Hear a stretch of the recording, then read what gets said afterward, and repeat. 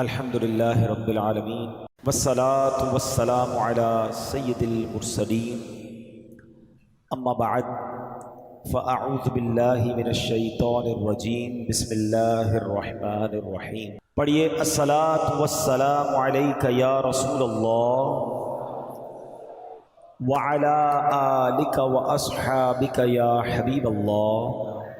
الصلاة والسلام علیک یا نبی اللہ وعلی آلک واصحابک یا نور اللہ۔ درود پاک کے بے شمار فضائل و برکات ہیں، بہت ساری احادیث فضائل درود میں ملتی ہیں۔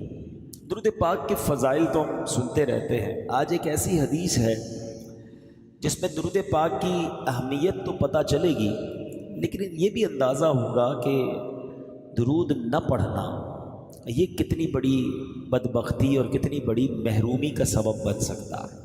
بلکہ سچی بات یہ کہ یہ ایک ہی حدیث ایسی ہے جو میں نے بیان کرنی ہے کہ اگر میں بیان میں کچھ اور بیان نہ بھی کروں تو یہ ایک حدیث اور اس کے تحت اتنی باتیں ہو سکتی ہیں کہ پورا بیان ہی اس پہ کمپلیٹ ہو سکتا ہے۔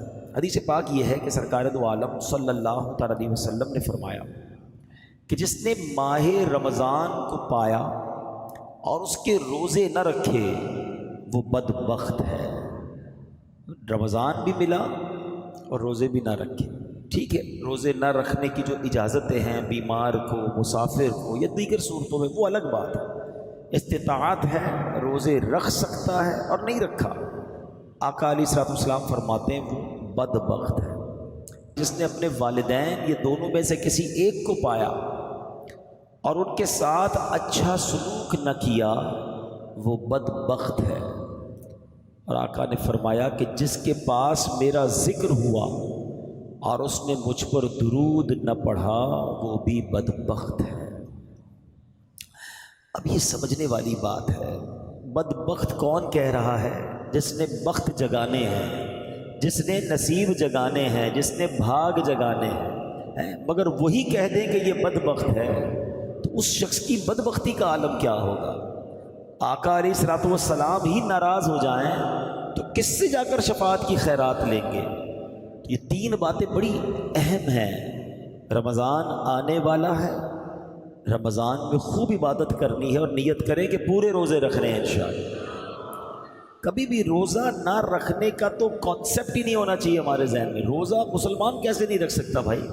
کچھ بھی ہو جائے وہ الگ، میں دوبارہ کہہ دیتا ہوں کہ جو اجازتیں ہیں وہ الگ بات ہے، لیکن خامخواہ روزے قضا کر رہے ہوتے لوگ، اس کی بالکل اجازت نہیں۔ پھر فرمایا کہ ماں باپ کے ساتھ اچھا سلوک نہ کیا وہ بھی بدبخت ہے۔ ساری دنیا میں بے شک لوگ کہیں کہ بڑا لکی ہے، بڑا کاروبار ہے، بڑا نام ہے، بڑا بخت والا ہے، اگر ماں باپ ناراض ہے نا تو وہ بدبخت ہی ہے۔ اور یاد رکھیے گا، جس کے ماں باپ ناراض اس سے اس کا رب ناراض، جس سے اس کے ماں باپ راضی اس سے اس کا رب راضی۔ یہ فارمولہ یاد رکھ لو، اور جس سے رب راضی اس سے سب راضی۔ ہاں، اگر واقعی ترقی کرنی ہے نا، واقعی دنیا اور آخرت کی برکتیں حاصل کرنی ہے تو اپنے ماں باپ کو راضی رکھنا، انہیں ناراض نہ ہونے دینا۔ اور تیسرے نمبر پر فرمایا جس کے پاس میرا ذکر ہو اور مجھ پر درود نہ پڑھے۔ اب یہ بڑا مسئلہ ہے، پورا دن گزر جاتا ہے لوگ درود نہیں پڑھتے، پورا مہینہ گزر جاتا ہے درود نہیں پڑھتے۔ ایسا نہ کریں، اپنی روٹین میں، اپنے کس کے ٹائم ٹیبل میں روزانہ درود ٹائم شامل کریں، انشاءاللہ اس کی برکتیں ملیں گی۔ آئیے مل کر محبت کے ساتھ باواز بلند درود پاک پڑھ لیں۔ صلو علی الحبیب۔ اے پیارے پیارے عاشقان رسول، الحمدللہ ایک مرتبہ پھر ماہ غفران آنے والا ہے۔ چند دنوں بعد اعلان ہوگا کہ مبارک ہو، ماہ رمضان کا چاند نظر آ گیا ہے۔ یہ اعلان سنتے ہی عاشقان رسول جھوم اٹھیں گے، چہروں پر تازگی آ جائے گی، مسجدوں کی رونق بڑھ جائے گی۔ تراویح کا سلسلہ، فرض نمازیں، کوئی نوافل کی کثرت کر رہا ہوگا، کوئی تلاوت قرآن کی سعادت پا رہا ہوگا، سحر و افطار کی رونقیں ہوں گی اور انشاءاللہ زندگی کا لطف دوبالا ہو رہا ہوگا۔ خدا کی ہے عنایت ماہ رمضان آنے والا ہے، ہوئی مولا کی رحمت، ماہ رمضان آنے والا ہے، خوشی سے جھومتا ہے دل، مچی ہے قلب میں ہلچل، ملی عاشق کو فرحت، ماہ رمضان آنے والا ہے۔ ماہ رمضان کے بارے میں قرآن مجید فرقان حمید میں کس خوبصورت انداز میں ایک گویا اناؤنسمنٹ کیا گیا ہے، ایک اعلان کیا گیا ہے۔ چنانچہ قرآن پاک کے دوسرے پارے سورہ بقرہ آیت نمبر 185 185 میں اللہ فرماتا ہے شہر رمضان الذی انزل فیہ القرآن ہدی للناس وبینات من الہدی والفرقان فمن شہد منکم الشہر فلیصم۔ سبحان اللہ، کیا فرمایا؟ رمضان کا مہینہ ہے جس میں قرآن نازل کیا گیا، جو لوگوں کے لیے ہدایت اور رہنمائی ہے اور فیصلے کی روشن باتوں پر مشتمل ہے۔ تو تم میں جو کوئی یہ مہینہ پائے تو ضرور اس کے روزے رکھے۔ یہ آیت نمبر 185 سورہ بقرہ پارہ نمبر 2 کا ایک حصہ ہم نے سنا۔ یہ پوری آیت نہیں ہے، اس کا ایک پارٹ ہے۔ اس آیت کریمہ میں رمضان کا تعارف پیش کیا گیا ہے۔ فرض روزوں کے لیے ایک مہینہ مخصوص ہے اور مبارک مہینہ ماہ رمضان ہے۔ بھائیوں بہنوں، کرو سب نیکیوں پر نیکیاں، پڑ گئے دوزخ پہ تالے، قید میں شیطان ہے۔ سبحان اللہ، رمضان پا لینا، رمضان مبارک کی بابرکت مقدس منور گھڑیوں تک پہنچ جانا، یہ بہت بڑی سعادت ہے۔ بہت ہی بلند مرتبہ صحابی، رمضان کی اہمیت کو سمجھیے گا۔ رمضان کے روزوں کی اور عبادت کی جو اہمیت ہے نا، کمال کی حدیث اور بہت خوبصورت واقعہ سنانے جا رہا ہوں۔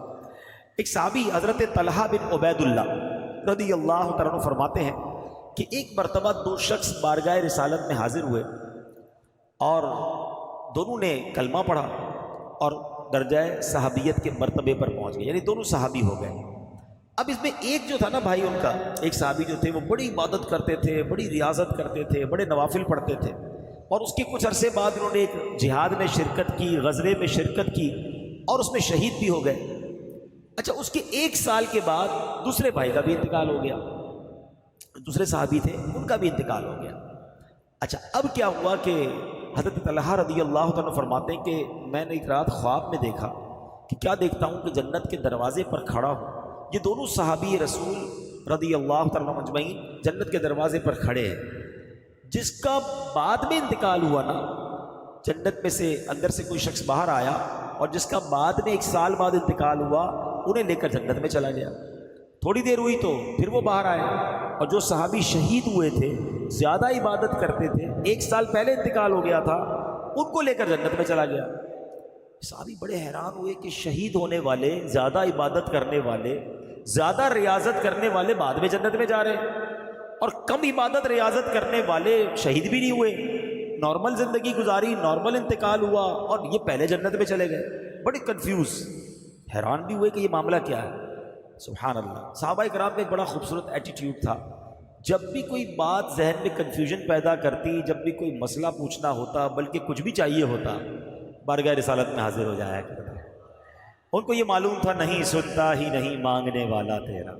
آقا کے پاس آ کے عرض کرتے کہ حضور یہ ماجرا کیا ہے، شہید ہونے والا بعد میں اور نہ شہید ہونے والا پہلے جنت میں چلا گیا۔ اب جو نبی پاک نے جواب ارشاد فرمایا نا، وہ سنیے گا۔ اللہ کے حبیب علیہ الصلوۃ والسلام فرماتے ہیں کہ یہ دوسرے صحابی ایک سال زیادہ زندہ نہیں رہے؟ کہا جی حضور ایک سال زیادہ زندہ رہے۔ تو کیا اس نے شہید ہونے والے کی نسبت، کیونکہ مسلمان تو ساتھ ہی ہوئے تھے، تو شہید ہونے والے کی نسبت ایک سال رمضان کے زیادہ روزے نہیں رکھے؟ ہاں روزے تو ایک سال زیادہ رکھے۔ فرمایا کیا اس نے وفات پانے والے صحابی سے زیادہ سجدے نہیں کیے؟ ہاں سجدے بھی زیادہ کیے۔ تو پیارے آقا علیہ الصلوۃ والسلام نے فرمایا بس اسی وجہ سے ان دونوں کے درمیان زمین و آسمان کا فرق ہے۔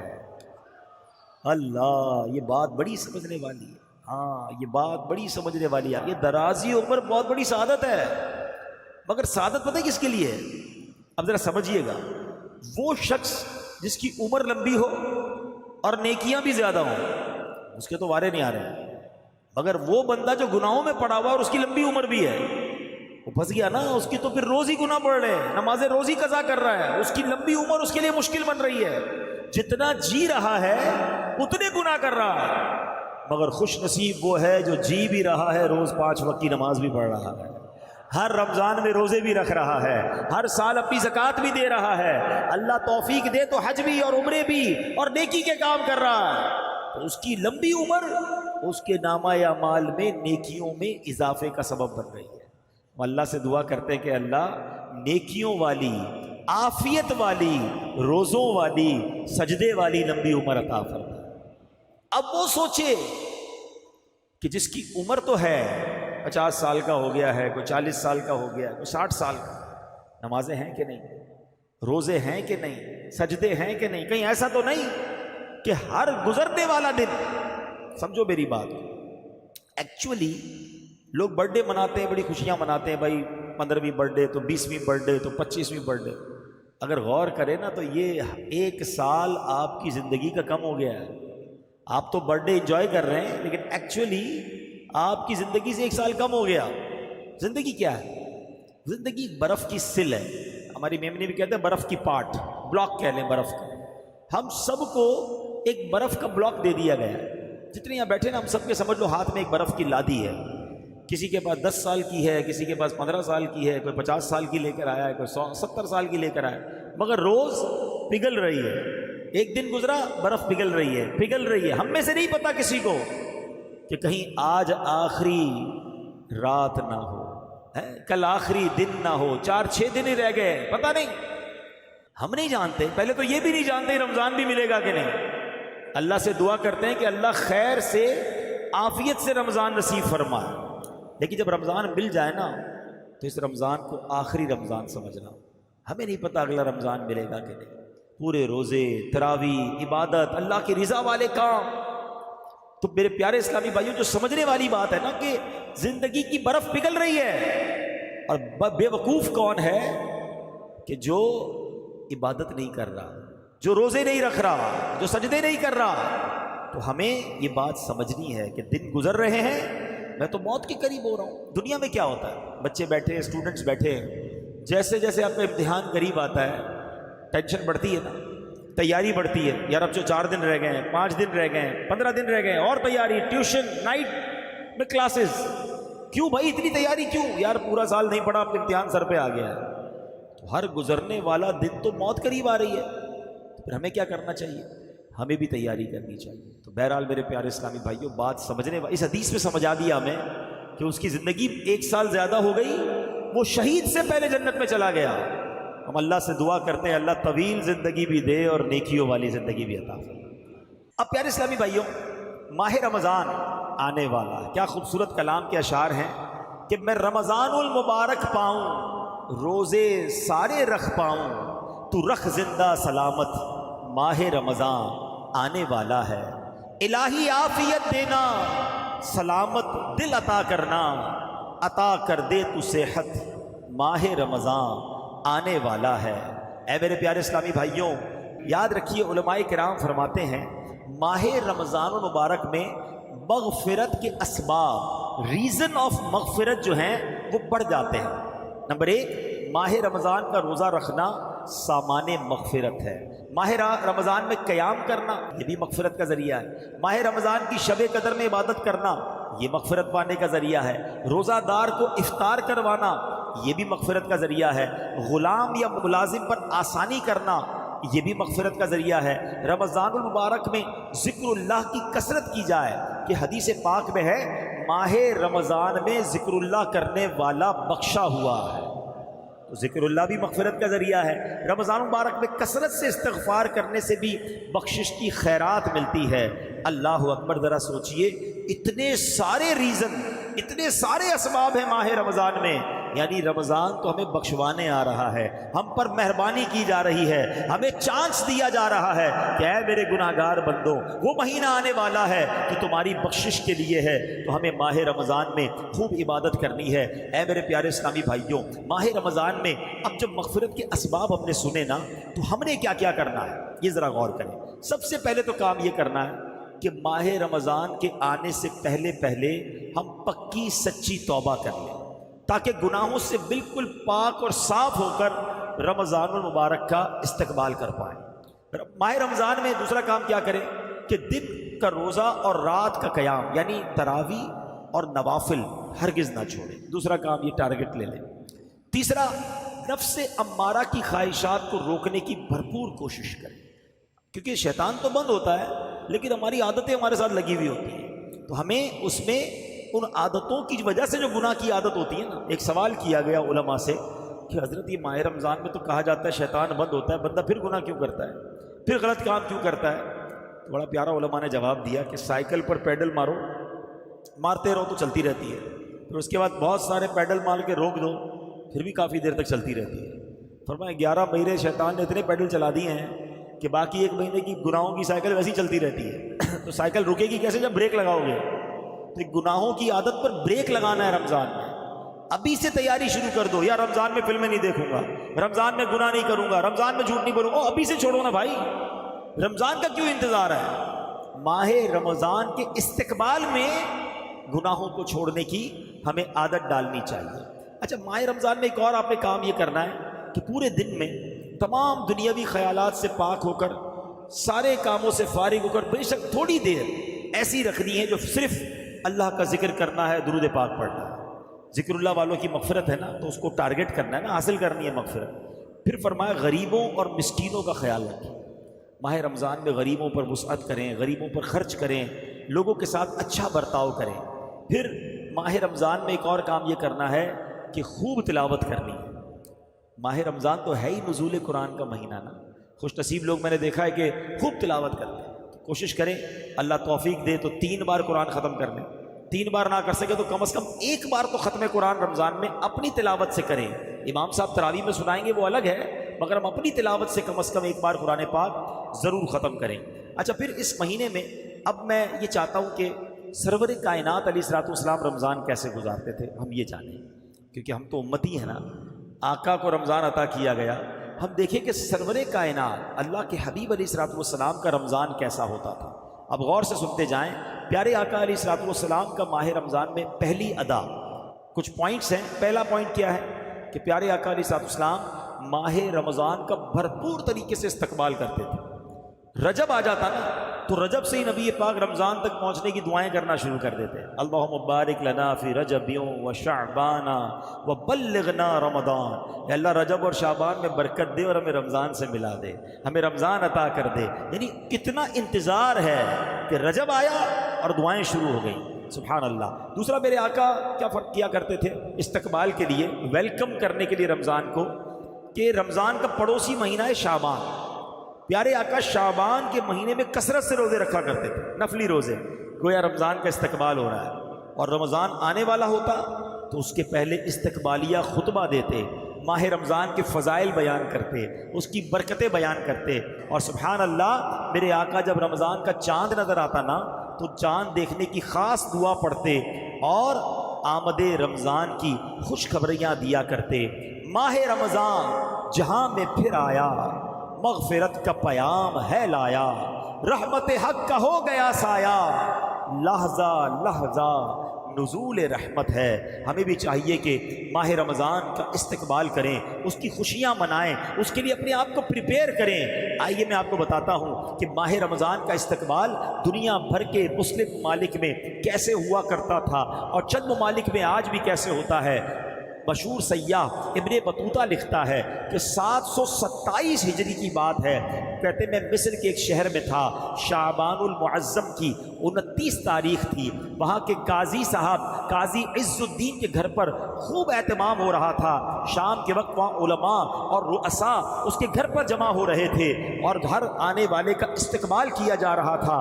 اپنی اپنی جگہ سب بیٹھ گئے۔ جب قاضی صاحب آئے تو اب یہ قافلہ دھوم دھام سے روانہ ہوا اور یہ سارے قافلے والے ایک بلند جگہ پر پہاڑ پر پہنچے، وہاں قالین بچھے ہوئے تھے، سب نے مل کر رمضان کے چاند کو دیکھنا شروع کر دیا۔ جیسے ہی چاند نظر آیا پھر وہاں دعائے خیر کی گئی اور اس کے بعد نماز مغرب ادا کی گئی۔ گئی اور اس کے بعد سارے شہر والے ہاتھوں میں فانوس لیے، اپنے ہاتھوں میں قندیلیں لیے، گویا رمضان کا استقبال کرتے ہوئے سڑکوں پر نکل آئے، اور اس کے بعد ماہ رمضان کا اسی طرح ہر سال استقبال ہوتا۔ ان کا کہنا یہ ہے کہ لوگ سواری کا دن کہا کرتے جس دن رمضان کا چاند نظر آتا۔ اسی طرح میرے پیارے اسلامی بھائیوں، مغربی ممالک یعنی یہ جو مراکش اور اس کے اطراف کے ممالک ہیں، وہاں کے بارے میں بتایا جاتا ہے کہ شعبان کے آخری عشرے سے ہی رمضان کے استقبال کی تیاریاں شروع ہو جاتی ہیں۔ اپنے گھروں کی صفائیاں لوگ کرتے ہیں، گھر میں رنگ و روغن کرواتے ہیں، جو چیزیں نئی لینی ہوتی ہیں وہ خرید لیتے ہیں، اور اس کے بعد آمد رمضان پر ایک دوسرے کو مبارکباد دیتے ہیں۔ اور جب ماہ رمضان کا چاند نظر آتا ہے تو طرح طرح کے قصیدے پڑھے جاتے ہیں، اس کے استقبال کے گویا گیت گائے جاتے ہیں۔ اہل یمن کا بھی انداز بڑا نرالا ہے۔ جب ماہ رمضان کی آمد ہوتی ہے تو اہل یمن کلام کے ذریعے، قصیدوں کے ذریعے گویا رمضان کا استقبال کرتے ہیں۔ اردن میں جب چاند نظر آتا ہے ہوٹل بند کر دیے جاتے ہیں اور سحری کے وقت لوگوں کو جگانے کا اہتمام کیا جاتا ہے۔ موریتانیہ میں رمضان مبارک کا چاند دیکھنے کا اہتمام ہوتا ہے، اور جیسے ہی چاند نظر آتا ہے ہر طرف خوشی پھیل جاتی ہے، لوگ ایک دوسرے کو مبارکباد دیتے ہیں۔ صومالیہ میں آمد رمضان کی خوشی میں مساجد کو سجایا جاتا ہے، اور ترکیہ میں اس مہینے کو مہینوں کا بادشاہ کہا جاتا ہے۔ الغرض میرے پیارے اسلامی بھائیوں، اچھا انڈونیشیا کا تو عالم یہ ہے کہ وہاں لوگ رمضان کا چاند دیکھنے کے لیے ننگے پاؤں تعظیم کے ساتھ جاتے ہیں۔ رمضان آنے والا ہے، اس کا چاند دیکھنے جا رہے ہیں، اور سبحان اللہ مسجدوں میں صفائی کا اہتمام ہوتا ہے، راستوں کو سجایا جاتا ہے۔ تو پتہ یہ چلا کہ اہل ایمان کا صدیوں سے یہ طریقہ ہے کہ اس مہینے کا استقبال کیا جاتا ہے۔ ویسے میں آپ سے بھی پوچھتا ہوں، آپ کے گھر میں اگر کوئی مہمان آنے والا، اور مہمان ایسا آنے والا ہو جس سے آپ کو بڑی محبت ہو، تو آپ گھر کی اسپیشل صفائی کرواتے ہیں نا؟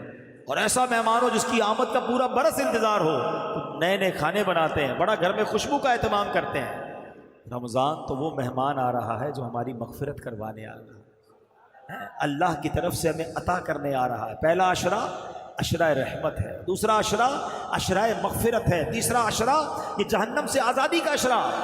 ہر روز افطار کے وقت 10 لاکھ گناہ گار بخشے جائیں گے۔ سارا سال میں اور آپ دعا کرتے ہیں نا، یا اللہ ہماری سن لے، اے میرے مولا پکار سن لے۔ رمضان کی راتوں میں آسمان سے آواز لگائی جاتی ہے کوئی مانگنے والا کہ اس کی مراد پوری کر دی جائے، ہے کوئی سوالی اس کا سوال پورا کیا جائے، ہے کوئی مغفرت کا طلبگار اس کی مغفرت کر دی جائے، ہے کوئی توبہ کرنے والا اس کی توبہ قبول کی جائے۔ یعنی ہم پر تو وارے نیارے ہو گئے، سارا سال شیطان ہمیں بہکاتا ہے، شیطان ہی کو بند کر دیا گیا ہے کہ میرے بندو آؤ رحمان کی عبادت کر لو، رحمان کی عبادت کر کے اپنی جھولیاں بھر لو۔ تو بتائیے ہمیں کتنا اہتمام کرنا چاہیے؟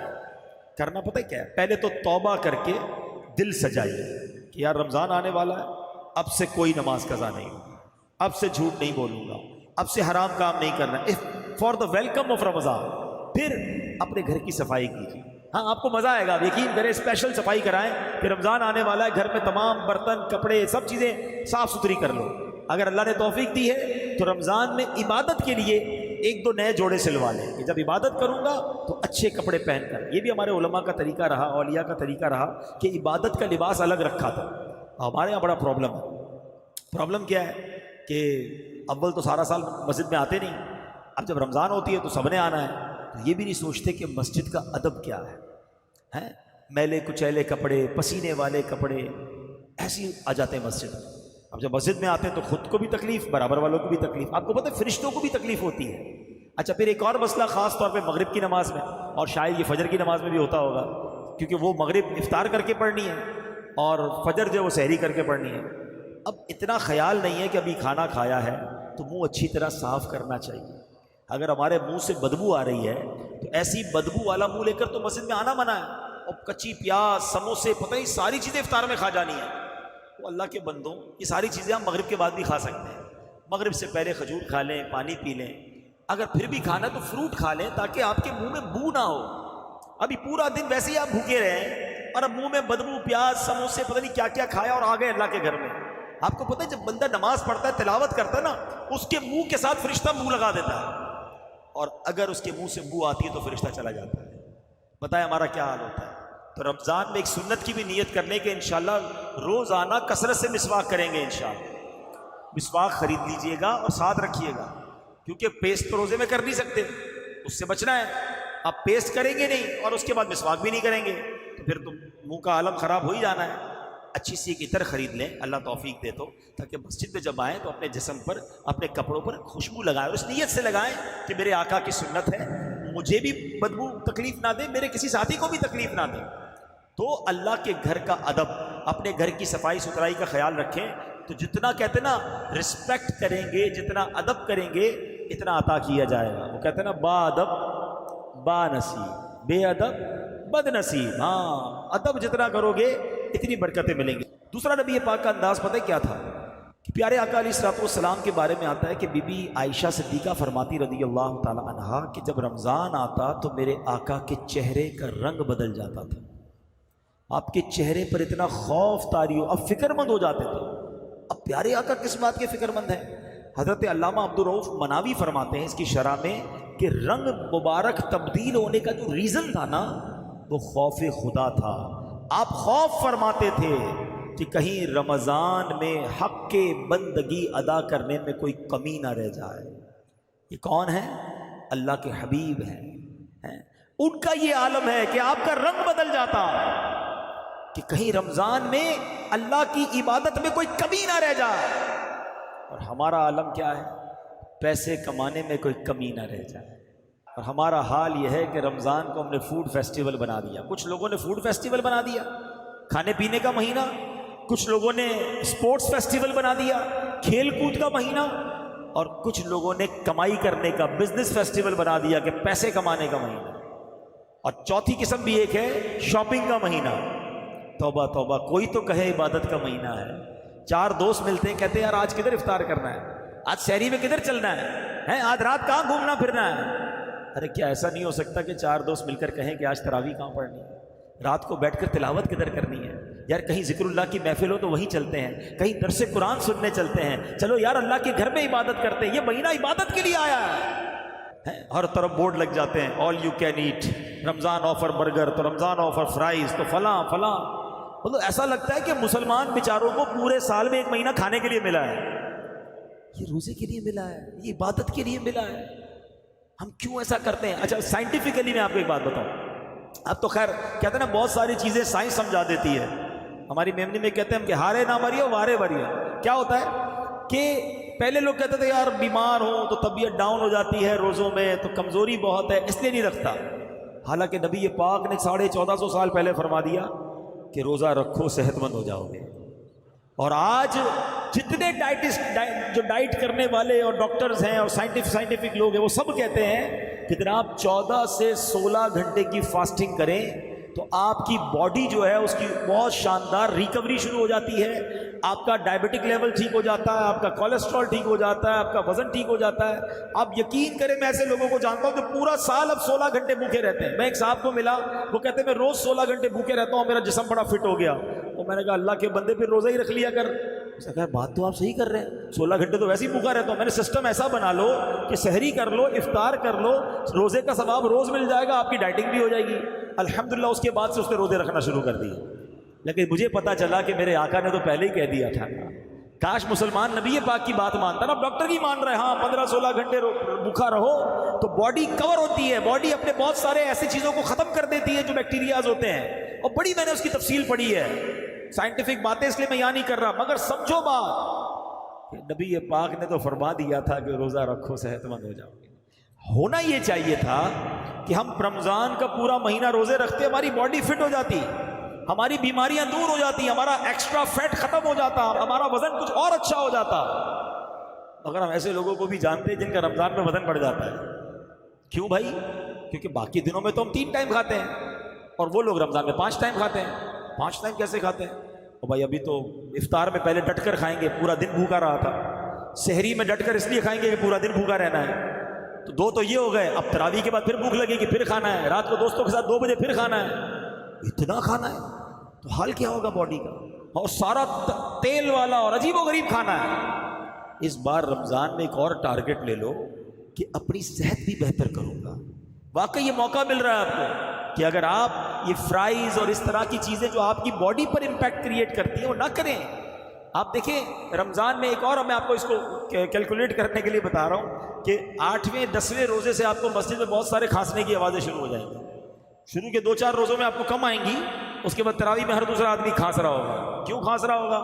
افطار میں سموسہ گرم چاہیے اور شربت ٹھنڈا چاہیے، دونوں کی لڑائی افطار میں ایک ساتھ کرانی ہے. پھر گلا بھی تو پھر بولے گا نا، احتجاج کرے گا، تو گلے خراب ہو رہے ہوتے ہیں. پیٹ 10-12 رمضان کے بعد کوئی دوست ڈاکٹر بیٹھا ہو تو اس سے پوچھ لیجئے گا، پیٹ کے مریض زبردست کلینک پہ پہنچے ہوئے ہوتے ہیں، ڈرپیں لگ رہی ہوتی ہیں، ڈائریا، اور وہ بھی دعا کرتے ہوں گے یا اللہ ہمارے رزق میں برکت دے. اب ہم کھا کھا کے پہنچ رہے ہوتے ہیں وہاں پر، تو کیا عبادت کرو گے یار؟ اگر کھانے کے لیے رمضان آیا ہے تو کیسے تراویح میں دل لگے گا، کیسے عبادت میں دل لگے گا؟ فٹ رکھیں اپنے آپ کو، کھانا کم کھانا ہے تاکہ آپ زیادہ عبادت کر سکیں. پیارے آقا فکر مند ہو جاتے، کلر تبدیل ہو جاتا. ہمارے کچھ لوگوں کا کھا کھا کے کلر تبدیل ہو جاتا ہے. ایسا نہ کریں. اس بار اللہ کرے کہ مجھے بھی یہ فکر ہو جائے کہ یا اللہ یہ رمضان میں میری مغفرت ہو جائے، میں کہیں رہ نہ جاؤں. جس کو ٹینشن ہوتی ہے نا کہ روز افطار میں 10 لاکھ بخشے جا رہے ہیں، میرا نام آیا کہ نہیں آیا، کہیں میں رہ تو نہیں گیا. ہر افطار کے وقت ہمارے یہاں دسترخوان پہ بعض اوقات ہنگامہ مچا ہوا ہوتا ہے، جلدی شربت لاؤ، دہی بڑے نہیں آئے، فلاں نہیں آیا. ارے چھوڑو یار، مغفرت کا وقت ہے. ہاتھ اٹھاؤ اور رونا شروع کرو کہ اللہ آج بخشے جانے والوں میں میرا نام لکھ دے، میرے بچوں کا نام لکھ دے. میں تو آپ کو ایک اور مشورہ دیتا ہوں، گھر کی جو خواتین ہیں نا، وہ بھی بیچاری آخری منٹ تک کچن میں رہتی ہیں، ان کو بھی کہہ دو یار 10-15 منٹ پہلے کام کر کے آپ بھی بیٹھ جاؤ آ کر. اور سبحان اللہ، کراچی والوں کو تو یہ نعمت حاصل ہے کہ روزانہ افطار سے پہلے شاندار مدنی چینل پر پروگرام چلتا ہے. باقی شہروں والے بھی سن سکتے ہیں، مگر کراچی کے چونکہ ٹائمنگ سیم ہوتے ہیں تو امیر اہل سنت کی دعائیں اور مناجات اور بڑا رکت والا ماحول فیضان مدینہ میں ہوتا ہے. ہمارے گھروں میں کیوں نہیں ہو سکتا؟ اگر نہیں جا سکتے فیضان مدینہ تو دسترخوان پر بیٹھے ہوں، والدہ بھی بیٹھی ہو، بھائی بہن بھی بیٹھے ہوں، بچے بھی بیٹھے ہوں، مدنی چینل سامنے، اور کاش سب کے آنسو بہ رہے ہوں کہ اللہ افطار کا وقت ہے، آج 10 لاکھ بخشے جائیں گے، مالک مجھے بھی بخش دے. اور جیسے جیسے دن گزرتے جائیں وہ کہتے ہیں نا، فکر بڑھتی جائے کہ رمضان جا رہا ہے، میری بخشش ہوئی کہ نہیں. تو کونین کے والی کا عالم یہ تھا کہ آپ فکر مند رہتے تھے، خوف طاری تھا. اللہ کرے کہ اس رمضان میں ایسی کیفیت ہم کوئی بنانے میں کامیاب ہو جائیں. اور دیکھو ماہ رمضان کی بے حرمتی مت کرنا. یہ جو رات بھر جاگ کر کرکٹ کھیل کر دوسروں کی نیندیں خراب کر رہے ہیں، جو رمضان میں روزے قضا کرتے ہیں، معاذ اللہ ایسے بھی لوگ ملے کہتے ہیں رمضان میں اس لیے فلمیں دیکھتا ہوں، اس لیے ڈرامے دیکھتا ہوں کہ روزے میں ٹائم پاس ہو جائے. یہ رمضان بڑا مقدس مہینہ ہے، اس کی بے حرمتی کی سزا بھی زیادہ ہے. اس کو اس طرح سمجھو کہ کوئی بندہ روڈ سے گزر رہا ہو، وہاں گالی نکالے، باہر کوئی بری بات کہے، حرام ہے، غلط ہے، مگر مسجد میں آ کر کرے تو آپ کیا کہیں گے؟ یار اللہ کا خوف کرو، اللہ کے گھر میں گالی دے رہے ہو، ادھر کوئی بے حیائی کی بات کر رہے ہو، زیادہ شدت ہو جائے گی نا. کوئی بندہ عام جگہوں پر گناہ کرے، غلط ہے، مکہ پاک میں جا کر کرے، زیادہ غلط ہے نا. تو بالکل اسی طرح عام دنوں میں گناہ کرے، رونگ، لیکن رمضان میں کرے کہ جب اے بندے تیری آسانی کے لیے شیطان کو بھی بند کر دیا گیا، اب بھی تو گناہ سے باز نہیں آ رہا، تو پھر اس کی سزا بھی سخت ہے. اب سنیں، علامہ ابن جوزی لکھتے ہیں کہ اللہ پاک کے آخری رسول مقبول صلی اللہ تعالیٰ علیہ وسلم نے فرمایا، میرے پاس جبریل امین حاضر ہوئے اور عرض کیا، یا رسول اللہ صلی اللہ تعالیٰ علیہ وسلم، روز قیامت ایک نوجوان کو لایا جائے گا، وہ غمگین ہوگا، رو رہا ہوگا، فرشتے آگ اور لوہے کے راڈ سے، گرزوں سے اسے ہانک رہے ہوں گے. وہ نوجوان 1000 سال تک الامان الامان پکارتا رہے گا، لیکن اس کو امان نہیں دی جائے گی. پھر اس نوجوان کو 1000 سال کے بعد رب قہار کی بارگاہ میں پیش کیا جائے گا. اللہ پاک فرشتوں کو حکم دے گا کہ اسے منہ کے بل گھسیٹ کر جہنم میں ڈال دو. میرے آقا علیہ الصلوۃ والسلام کے، اے جبریل یہ کون ہوگا؟ عرض کیا حضور وہ آپ کا امتی ہوگا. فرمایا اس کا گناہ کیا ہوگا؟ عرض کیا یا رسول اللہ صلی اللہ تعالیٰ علیہ وسلم، یہ وہ بد نصیب ہے جس کی زندگی میں رمضان المبارک تو تشریف لایا، مگر توبہ و استغفار کی بجائے ماہ رمضان کو اس نے گناہوں میں گزار دیا. اب بتائیے، لوگ کہتے ہیں یار ٹھیک ہے یار چلتا ہے، رمضان میں نہیں چلے گا. رمضان میں یہ جو سوشل میڈیا ہے نا، میں آپ کو صحیح بتاؤں، سب سے زیادہ گناہ کروانے کا ہمارا دروازہ یہ ہے. رمضان میں نارملی لوگ فلمیں ڈرامے نہیں دیکھتے، جن کے گھروں میں نہیں، بدقسمتی سے جو دیکھتے ہیں وہ الگ بات ہے، لیکن موبائل تو ہے نا سب کے پاس، ہر گروپ میں ایڈ ہے، ہر پیج کو لائک کیا ہوا ہے، ہم نہیں بھی دیکھنا چاہتے تو جیسے ہی کلک کرتے تو میوزک، گانا، بے پردہ عورت. کیوں دیکھنا ہے بھائی؟ اتنی مشکل سے رمضان ملا، کیا اس لیے ملا کہ میں اللہ کو ناراض کروں؟ ایک روایت میں نے پڑھی جس میں آتا ہے کہ جو رمضان میں ایک گناہ کرتا ہے اس کے 1 سال کے اعمال برباد کر دیے جاتے ہیں. ہمارا بنے گا کیا؟ ہم تو پتہ چلا رمضان میں لوگ بخشے جا رہے ہیں اور ہماری گناہوں کی عادت ہمیں مروا رہی ہے. کیونکہ جھوٹ بولنا، غیبت کرنا، لڑائی جھگڑے کرنا، بے حیائی کی باتیں کرنا، یہ تو کئی لوگوں کی عادت میں ہے. رمضان آنے کے بعد بھی جھوٹ منہ سے نکل رہا ہوتا ہے، گالیاں نکل رہی ہوتی ہیں، کیونکہ عادت تھوڑی ختم ہو گئی. ایسا تو ہے نہیں کہ چاند نظر آیا ہم نے بٹن بند کر دیا، عادت تو ساتھ لگی ہوئی ہے.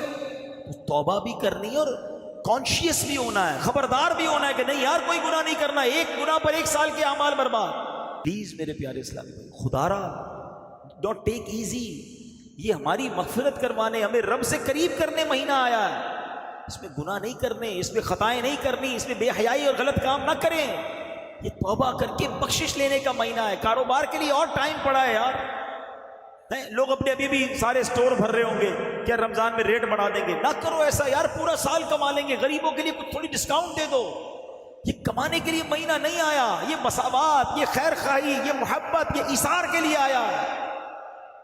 میرے آقا علیہ الصلوۃ والسلام کا ایک اور انداز آپ کو بتاؤں، 2 ہو گئے نا، اب تیسرا انداز سنو. سرور کائنات علیہ الصلوۃ والسلام کا ایک انداز یہ تھا کہ آپ رمضان میں خوب سخاوت فرمایا کرتے تھے.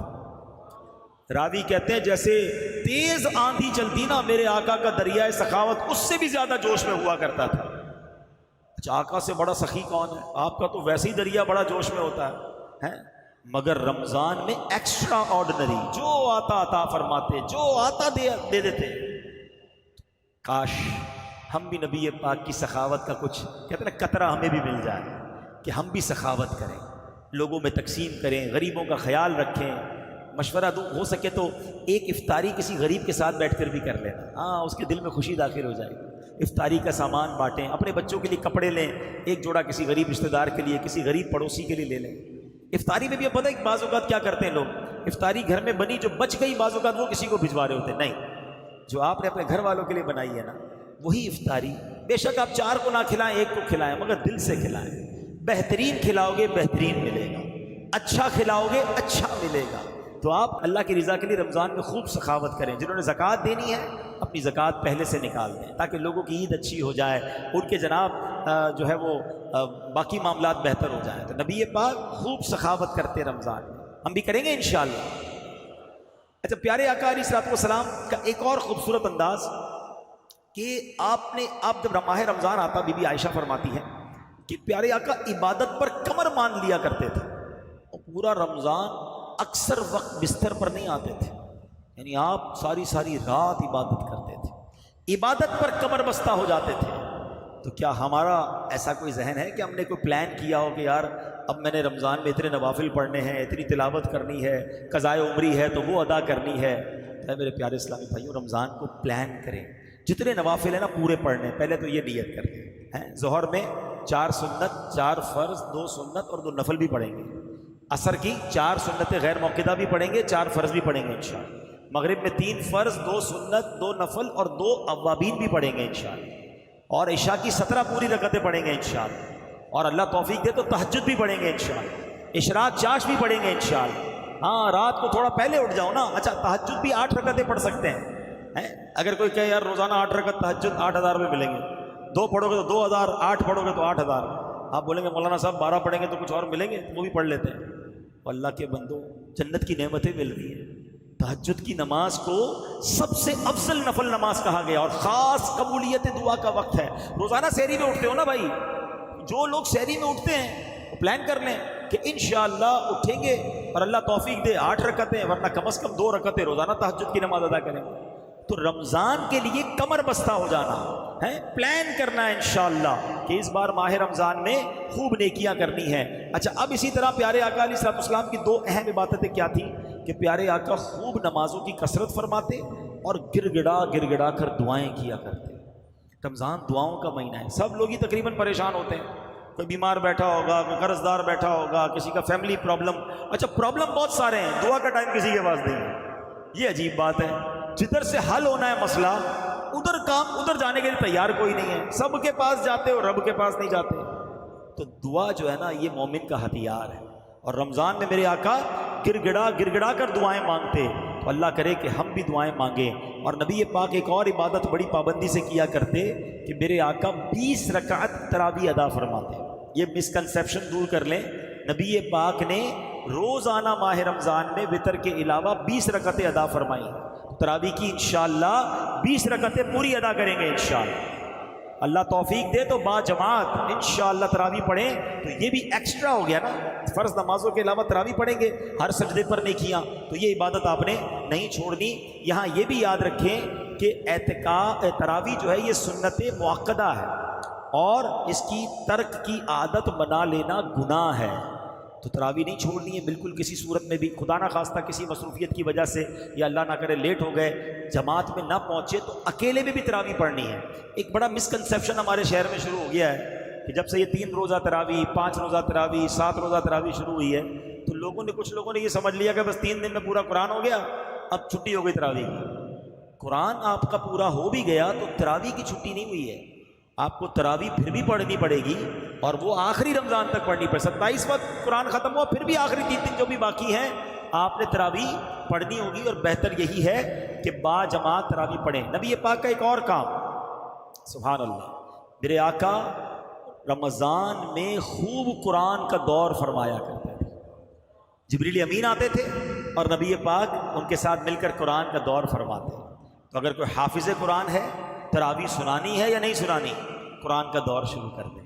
قرآن اور پکا کر لو نا، بلکہ جو حافظ نہیں، ذہن نصیب کچھ صورتیں یاد کر لے، مختصر کچھ صورتیں یاد کر لے، اس کا دور کرنا شروع کر دے۔ اور بڑی پیاری بات علماء نے کہی کہ دور نبی پاک کی ادا ہے نا، تو گھر میں 2 بھائی بیٹھ جائیں، میں قرآن پڑھتا ہوں تم سنو، پھر آپ پڑھیں تو میں سنتا ہوں، تو یہ دور ہو جائے گا۔ میاں بیوی کر سکتے ہیں، بھائی بہن کر سکتے ہیں، امی کے ساتھ بیٹا کر سکتا ہے کہ دونوں آمنے سامنے بیٹھ جائیں، تھوڑی دیر میں قرآن پڑھتا ہوں، آپ سنیں، پھر آپ سنیں، کیونکہ نبی پاک جبریل امین کے ساتھ قرآن کا دور کیا کرتے تھے۔ تو کیا اللہ کرے کہ بس ذہن یہ بن جائے یار، تلاوت ہے، درود ہے، روزہ ہے، صدقہ ہے، خیرات ہے، پر لوٹنا ہے میں نے نیکیاں، شاپنگ ہے، گھومنا ہے، کھانا ہے، کھیلنا ہے، یہ نہیں ہے رمضان۔ رمضان آپ نے سمجھو ایک بہت بڑا جنت کا شاپنگ سینٹر ہے، اور وہاں بہت ساری جنت کی نعمتیں، یہ بھی لے لوں یار روزہ رکھ کے، تراویح پڑھ کے یہ بھی لے لیتا ہوں، ذکر کر کے یہ بھی لے لیتا ہوں، تلاوت کر کے یہ بھی لے لیتا ہوں، صدقہ کر کے یہ بھی لے لیتا ہوں۔ یہ ذہن بناؤ کہ ماہ رمضان بس میں نے نیکیوں کا ذخیرہ کرنا ہے، اور پھر سب کچھ کر لوں، ہوں تو ناقص، پھر اللہ سے عرض کروں گا مولا جن کی قبول کی ہے ان کے صدقے میری بھی قبول فرما دے۔ تو یہ اللہ کرے کہ ہمارا مائنڈ سیٹ بن جائے۔ تو بہرحال میرے پیارے اسلامی بھائیوں، چند باتیں میں نے آپ کو عرض کی ہیں، 5 اہم باتیں تھیں، میں چاہتا ہوں ریپیٹ کر لیتے ہیں رمضان آنے سے پہلے کہ رمضان کا پیارے آقا استقبال کیا کرتے تھے، ہم بھی استقبال کریں گے، نیکیاں کر کے استقبال کریں گے، ٹھیک ہے، دل صاف کر کے استقبال کریں گے، کسی مسلمان سے لڑائی ہے تو سلو کر کے استقبال کریں گے، ٹھیک ہے۔ نمبر 2، میرے آقا علیہ الصلوۃ والسلام ماہ رمضان میں فکر مند ہو جاتے تھے، رنگ مبارک تبدیل ہو جاتا تھا، خوف خدا طاری ہو جاتا تھا۔ انشاءاللہ ہم بھی اس رمضان میں اللہ کی عبادت کی فکر کریں گے اور اپنی مغفرت کے لیے خوب کوشش کریں گے انشاءاللہ۔ تیسرا، میرے آقا علیہ الصلوۃ والسلام عبادت کے لیے کمر بستہ ہو جاتے، نوافل پڑھتے اور خوب دعائیں کرتے۔ انشاءاللہ ہم بھی کثرت سے نوافل پڑھیں گے اور خوب دعائیں کریں گے انشاءاللہ۔ چوتھا، میرے آقا جبریل امین کے ساتھ قرآن کا دور کیا کرتے تھے، ہم بھی انشاءاللہ ماہ رمضان میں کثرت سے تلاوت قرآن کریں گے انشاءاللہ۔ اور 5واں، میرے آقا خوب سخاوت فرمایا کرتے ہیں، واہ کیا جود و کرم ہے شہ بطحا تیرا، نہیں سنتا ہی نہیں مانگنے والا تیرا۔ تو اے میرے پیارے اسلامی بھائیوں، خوب سخاوت کرنی ہے، اور یاد رکھیں آپ کی سخاوت اور آپ کی زکوٰۃ کا پہلا حقدار پتہ ہے کون ہے؟ وہ آپ کے اپنے غریب رشتہ دار ہیں۔ بعض اوقات لوگ دنیا میں بانٹ رہے ہوتے ہیں، غریب رشتہ دار پریشان ہوتے ہیں۔ روایتوں میں یہ مضمون ملتا ہے کہ اللہ کریم اس بندے پر قیامت کے دن نظر رحمت نہیں فرمائے گا جو غیروں کو بانٹے اور اس کے اپنے پریشان۔ تو پہلے اپنے غریب رشتہ داروں کو دیکھ لیں۔ ہاں یہ ضرور ہے کچھ رشتہ دار غریب ضرور ہوتے ہیں مگر زکوٰۃ کے مستحق نہیں ہوتے۔ زکوٰۃ کے مستحق ہونے کے لیے پورا ترتیب ہے نا کہ وہ صاحب نصاب نہ ہو، اس کے پاس اتنی رقم نہ ہو۔ تو اگر آپ کو لگتا ہے میرا کوئی رشتہ دار غریب ہے، بیچارہ پریشان ہے، اور اور زکوٰۃ کا مستحق نہیں ہے تو بھی اس کی مدد ضرور کریں، مگر اللہ نے مال دیا ہے تو زکوٰۃ کے علاوہ والے مال سے کر لیں۔ اور اگر کوئی رشتہ دار غریب ہے اور زکوٰۃ کا مستحق ہے تو پہلے اس کو زکوٰۃ دیں۔ اور اس کے بعد میری گزارش یہ ہے کہ دعوت اسلامی جو عاشقان رسول کی ایسی تحریک ہے جو دنیا کے 150 سے زیادہ ملکوں میں دین متین کی خدمت کر رہی ہے، تو اس بار بھرپور دعوت اسلامی کا ساتھ دیں گے انشاءاللہ، اور فطرہ جس کو اللہ نے دیا ہے بہترین فطرہ دیں گے انشاءاللہ، ٹاپ کیٹیگری کا فطرہ دیں گے انشاءاللہ۔ اللہ مجھے اور آپ کو اپنی راہ میں دل کھول کر خرچ کرنے کی توفیق عطا فرمائے۔ صلو علی الحبیب